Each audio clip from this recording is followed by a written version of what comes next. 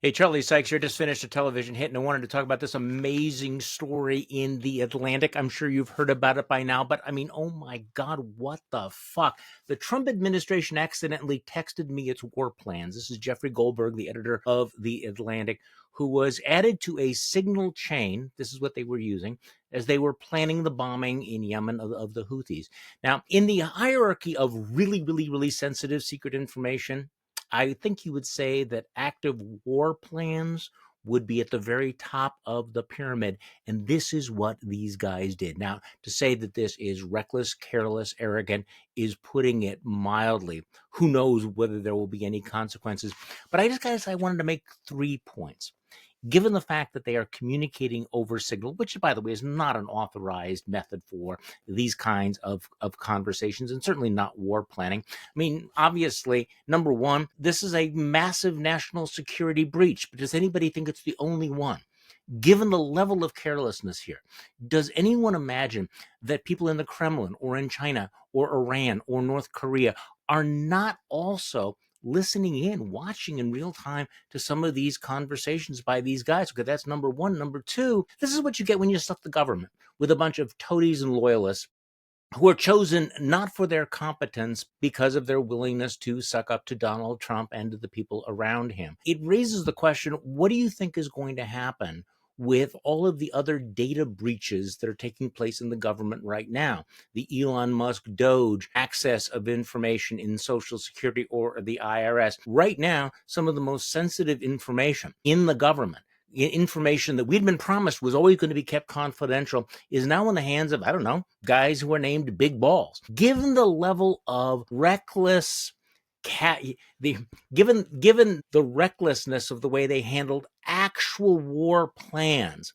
does anyone think that this bunch is going to handle that sensitive information more carefully?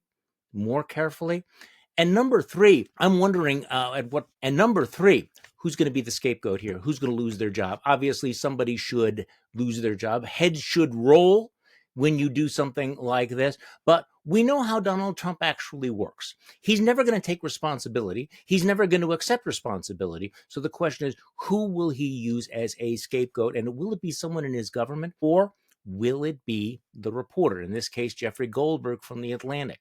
Now, there's no love lost between the Atlantic and President Trump. And as we've seen from his campaign of retribution, the revenge tour, this administration has no hesitancy going after the media, going after somebody on the outside. So the question will be, will they be targeting him? Will there be some kind of retribution? And then will there be retribution against any lawyers or law firms that might represent Jeffrey Goldberg of The Atlantic? And again, I am speculating, but what is truly amazing about this breach is how extraordinary it is. This is what Goldberg writes. I've never seen a breach quite like this. It's not uncommon for national security officials to communicate on Signal, but the app is used primarily for meeting planning and other logistical matters, not for detailed and highly confidential discussions of pending military action. And of course, I've never heard of an instance in which a journalist has been invited to such a discussion. And by the way, as we go through the what the fucking competence of all of this, the fact that he was there and nobody knew that he was there. So you can be listening into the Vice President of the United States, the Secretary of Defense, the leaders of the U.S. military. You can be listening in real time to their conversation, and they will have no idea who you are or that you're there. Now, Goldberg talked to some lawyers about this, and the lawyers said that officials should not establish a signal thread in the first place because information about an active operation would presumably, you would think, fit the law's definition of national defense information. And this app, believe it or not, is not approved by the government for sharing classified information. The government does have its own systems for that purpose.